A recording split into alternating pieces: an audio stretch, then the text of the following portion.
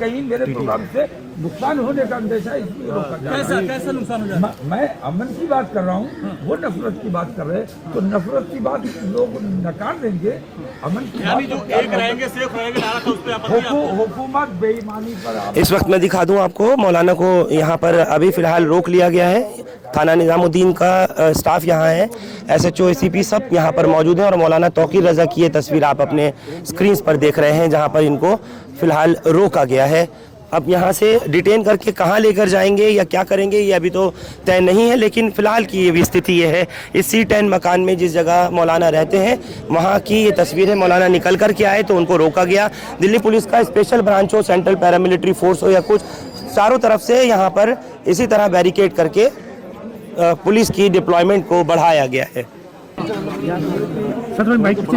कदम की दूरी पर ही बैरिकेडिंग है, दायरे से बाहर जाने की इजाजत नहीं दी जा रही।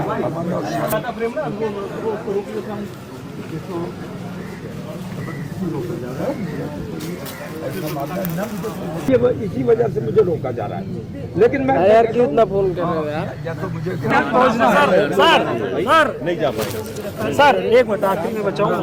चलो आप बोलो सर, आराम धक्का मत दो। आप मेरे साथ बातचीत के लिए मौजूद है सर, आपको यहाँ से कुछ कहा गया? मौलाना तौकीर रज़ा इस वक्त में हमारे साथ हैं। मौलाना, कई लोगों को रामलीला मैदान के पास रोक लिया गया, उनको डिटेन किया गया और अभी भी आपको भी यहाँ पकड़ने आए हैं। आप पीछे रहिए ना थोड़ा। क्या वजह है आपको रोक रहे हैं, आपको जाने नहीं दे रहे हैं? मौलाना तौकीर रज़ा घेरा बना, जी जी घेरा बना मौलाना, आपसे पूछ रहे हैं, बहुत लोग लड़कों को वहाँ लोग जो पहुँच रहे हैं उन्हें रामलीला ग्राउंड के पास डिटेन कर रहे हैं। जो लोग आए हैं मैं उनका शुक्रिया अदा करता हूं। मैंने पहले भी ये कहा कि जहां रोका जाए, हम मनपसंद लोग हैं।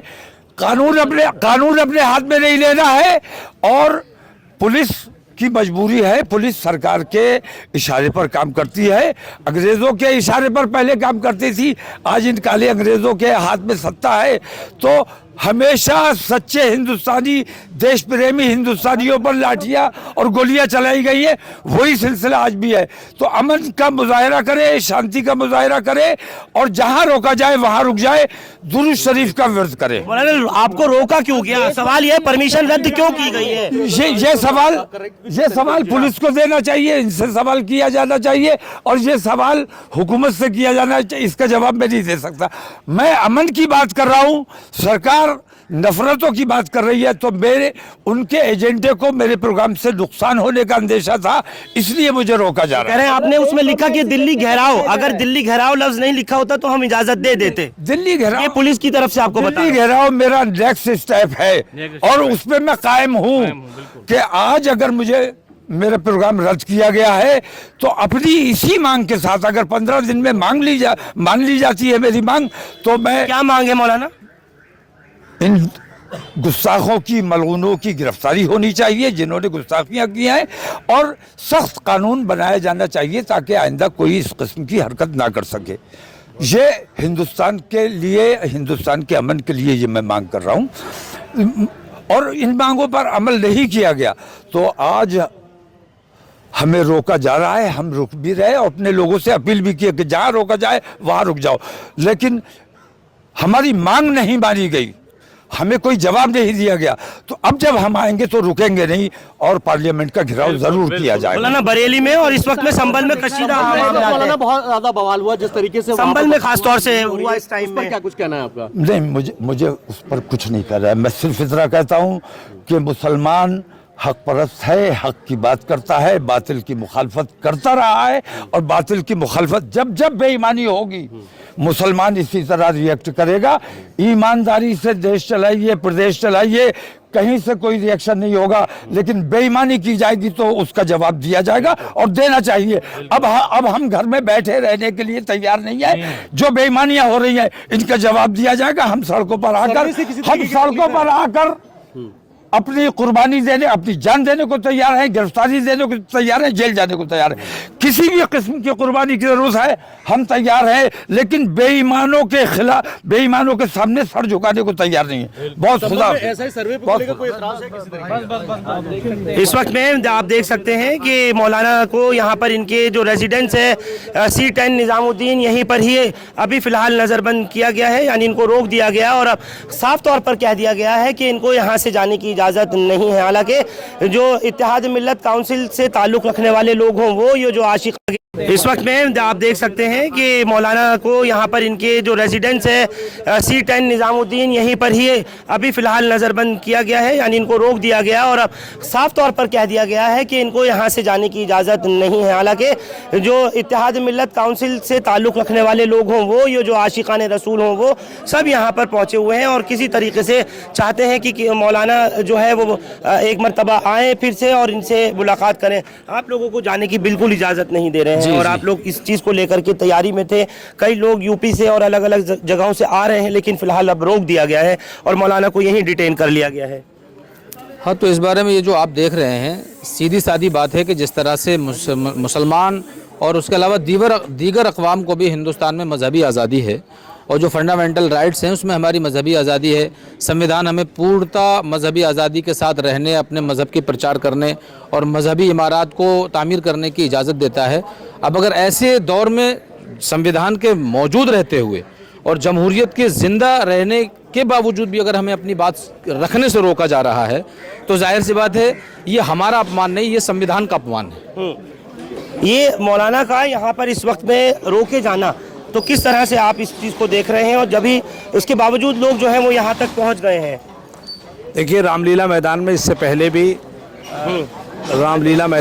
पहले भी मुख्तलिफ जमातों और जमीयतों की रैली हुई है और इसका मतलब ये हुआ कि मौलाना तौक़ीर रज़ा साहब, जमात और जमीयतों की जो रैली हुई है उसमें दिल्ली घेराव वाली बात नहीं थी जो इसमें लिखा गया है, पुलिस ये भी कह रही है। आज भी असल प्रोग्राम रामलीला मैदान का था और ये हुकूमत ने परमिशन कैंसिल करके जमहूरियत का कत्ल किया है, इस मुल्क के संविधान का कत्ल किया है। चूँकि रामलीला मैदान में मौलाना नियम अनुसार संविधान के मुताबिक अपना प्रोग्राम कर रहे थे और बहुत जायज़ और वाजिब मांगे हैं मौलाना की कि गुस्ताखान रसूल को सज़ा दी जाए और आने वाली पार्लियामेंट के इजलास में एक ऐसा कानून बनाया जाए। इससे मुल्क में अमन व अमान पैदा होगा और कोई भी ये हिम्मत न कर सकेगा कि किसी भी मज़हब के देवी देवताओं और पेशवाओं के ख़िलाफ़ कोई बकवास कर सके। तो ये दो मांगे बहुत जायज़ थी और बहुत वाजिब थी और इस मुल्क के मफाद में थी, इस मुल्क के अमन व अमान और सलामती के लिए थी। लेकिन आज मौलाना तौक़ीर रज़ा साहब पर पाबंदी लगा के और उनके इस प्रोग्राम की परमिशन कैंसिल करके हुकूमत ने अपनी जिस जहनीत का सबूत दिया वो इंतहाई अफसोसनाक और काबिल मज़म्मत है। इसका मतलब ये है कि मौलाना के बारे में हुकूमत को ये ख़बर है कि एक ही शख्सियत है कि जिसकी आवाज़ पर पूरे हिंदुस्तान का मुसलमान, और ये एक ही इशू ऐसा है कि जिस पर पूरे हिंदुस्तान के मुसलमान लब्बैक कहते, और यकीनी तौर पर आज का ये प्रोग्राम मुल्क की अमन आफियत और सलामती के लिए होता। अब जो लोग वहाँ पहुँच रहे हैं, जो कोशिश कर रहे हैं कि किसी तरह से पहुँच जाए रामलीला ग्राउंड, तो उनको रोका भी जा रहा है, डिटेन भी किया जा रहा है। हाँ, मेरे यहाँ उत्तराखंड से भी लोग आए थे, सुबह वहाँ रामलीला मैदान तक पहुँच गए थे, लेकिन उनको वहीं बिठा लिया गया है। 40-50 लोग थे जो ट्रेनों से आए थे और मुख्तलिफ सूबों से आ रहे हैं। तो यकीनन ये चीज़ जमहूरियत के ख़िलाफ़ है और इस मुल्क की जो आज़ादी है संविधान की, उसके खिलाफ है और उसका सरासर कत्ल है ये। यहाँ पर और भी लोग हैं जिनको फिलहाल रोका गया है। अब क्या है मौलाना का अगला स्टेप, या आप लोग अब क्या करने जा रहे हैं? क्योंकि वहाँ बहुत भीड़ इकट्ठी हो रही है और लोग वहाँ पर रामलीला मैदान पहुँच भी रहे हैं, डिटेन भी हो रहे हैं, गिरफ्तार भी हो रहे हैं।